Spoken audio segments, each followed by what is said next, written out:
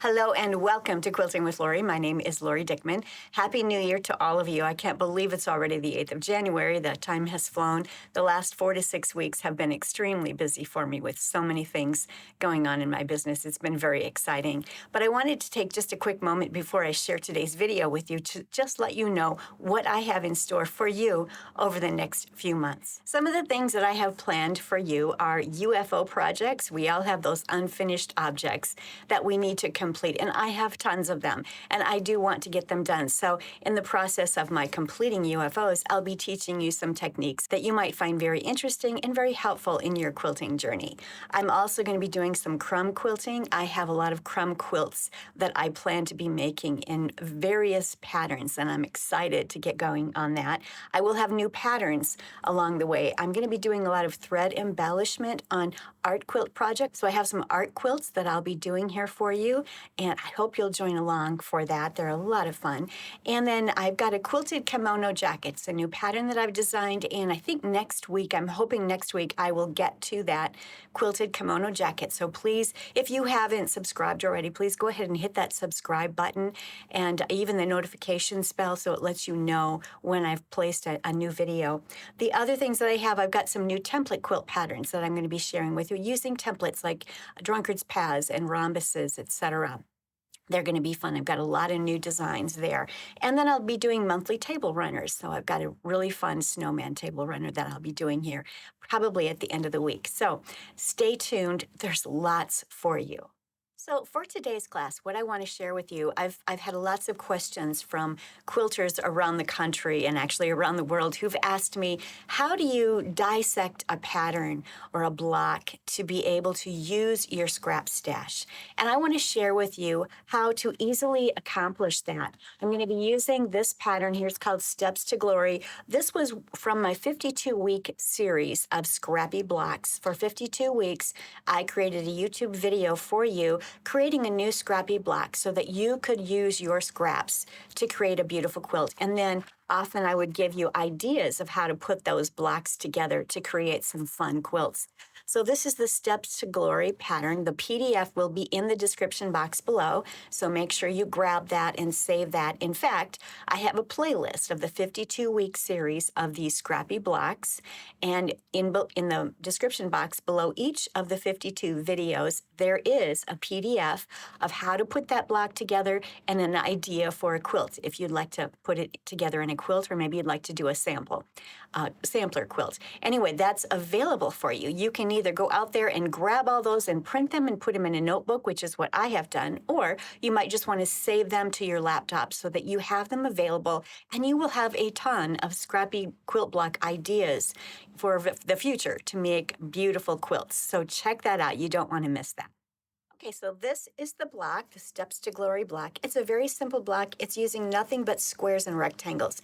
So we're going to start on this particular video. It's going to be using very simple pieces from your scraps. You're going to pull squares and use squares that you can cut in half to create rectangles, or you can pull strips with the fabric strips and particular sizes to actually subcut the rectangle. So there's a couple of ways to accomplish that. So I'm going to show you how you can make this. This block is 12.5 inches unfinished.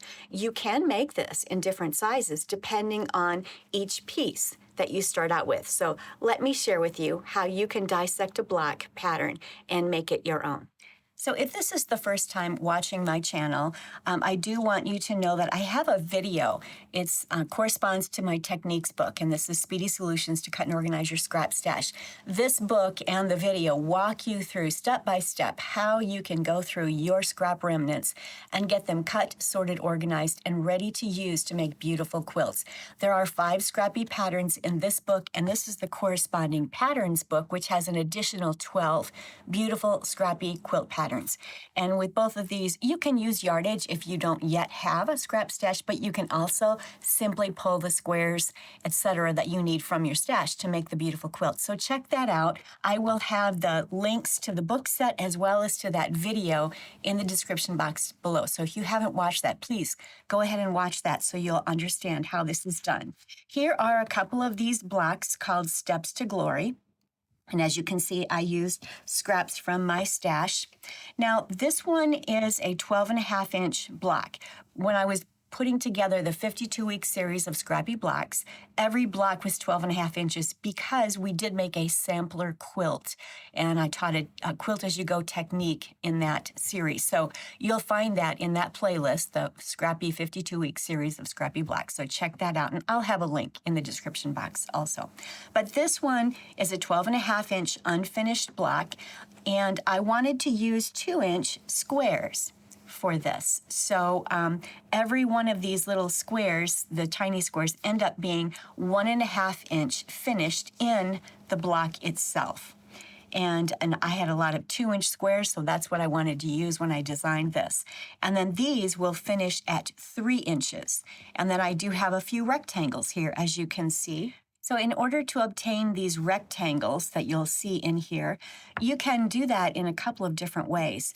Because they are 3.5 inches long, unfinished, and 2 inches wide, unfinished, you could either go to your strip stash and pull from your strip stash the 2-inch wide and then subcut 3.5-inch segments, or you could go to your strip stash and pull 3.5-inch wide with the fabric strips and then subcut them in 2-inch segments, whichever, either way would work fine. And then, of course, for these squares that we're going to be using inside the center of the block, if you have 7-inch squares, you could take that square and cut it in fourths, and then you would have 4 of these for these large squares.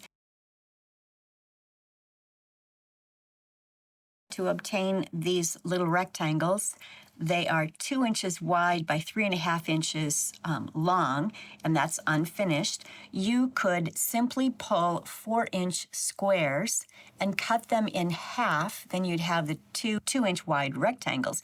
And then you would just simply need to trim off 1/2 inch off one of the ends, the long ends. So then you would obtain 2 rectangles from that 4-inch square, and they would be 2 inches wide, and you would have trimmed them to 3.5 inches long. So there are 3 different ways that you can obtain those rectangles. So as you can see, there's a little bit of math involved whenever we're quilting, and that's part of it. I'm not much at math. I really have never enjoyed it, but quilting has forced me to become much better at it. Now, let's say that I started out with something that was larger than a 2-inch square. Maybe I had 2.5-inch squares here. That would mean that, first of all, my block is going to be larger. And there's 1, 2, 3, 4, 5, 6, 7, 8. So there's 8 rows across, really. And if each of those were 2.5 inches or 2 inches, that would end up being a 16.5-inch block. And that would mean that your squares are going to be bigger, your rectangles are going to be bigger, and it's all based on that small square that you start with. Everything has to revolve around that as you're putting your block together. You could make these 3-inch or even 4-inch squares that you start out with. It could be a massive quilt block if you so choose. Or you could start out even smaller with 1.5-inch squares here. And that would mean that these squares and these rectangles are going to be smaller. So let's say you start out with a 1.5-inch square here. If you do that, then your squares, these larger squares, would have to be 2.5 inches square, and your rectangles would have to be 1.5 inches wide by 2.5 inches long. And then let's say you wanted to start out with a 2.5-inch square here. If you did that, then this large square here would have to be 4.5 inches, and your rectangles would have to be 2.5 inches wide by 4.5 inches long. And then, of course, you're going to have either a larger or a smaller square, depending on whether or not you start out with a 1.5-inch square or a 2.5-inch square. So is there math involved in creating a quilt block? Yes, there absolutely is.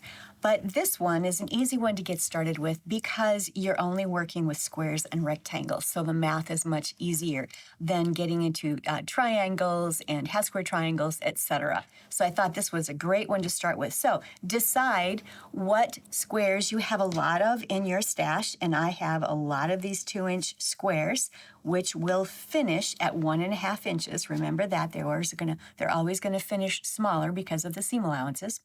And so I'm using those. I am using my rectangles and squares, and I am going to go ahead and put this together. I've included the instructions for you. It's a very simple block to put together. You're simply doing basically 4 patches, and some of them include a rectangle. And that's all you are doing when you put this together. The instructions are right here, a very simple block to put together. And then there are some ideas on the back if you would like to create an actual quilt. This is just having the blocks all in one position within the quilt. And this is twisting some of the blocks within the quilt so that you create a secondary design, which is really fun. I always recommend that when you're working with a Scrappy quilt, play with it and see what you can come up with to create a secondary design. In my Scrappy patterns, it'll tell you from your stash how many light fabrics, how many medium fabrics, and how many dark fabrics, and the sizes that you need to pull. And if you don't have a scrap stash cut and sorted and ready to go at this point, you can simply pull yardage and then cut those specific items just as you do in any other pattern. But what you're simply doing here is creating, like, for instance, there's 2 corners that involve 3 patches, the rectangles and 2 patches. And then these 2 corners are 4 patches. And then these right here are all duplicates. So there's 1, 2, 3, 4, 5, 6. 3 patch units. They have a rectangle and 2 patches. And there's 1, 2, 3, 4 patches that are identical. They have mediums, lights, and darks. So what a simple block to put together, and how much fun it would be to use up your scrap stash using this pattern and creating any design. I'm sure there are more designs than just these 2 that are available. Once you put your blocks together, start playing around with them, twisting them, turning them, maybe add another block in the mix. That's always fun too. Then you'll definitely be getting some secondary designs that will just pop out at you. So have fun with your scrap stash and create some beautiful quilts. Thanks so much for joining me today as we worked on the Steps to Glory pattern. It's a real fun, simple one, so I hope you'll get started and use up your scrap stash. We've got it all ready to go, and we have beautiful quilts that are just waiting to be made from your very own personal scrap stash. Thanks again for joining me. If you like the content that I provide, please don't forget to like and subscribe and share my videos with your friends and family and with your quilt guilds. It really does help my channel to grow and to get out to other quilters just like yourself. I really appreciate that. Thank you so much, and have a wonderful week, and happy quilting.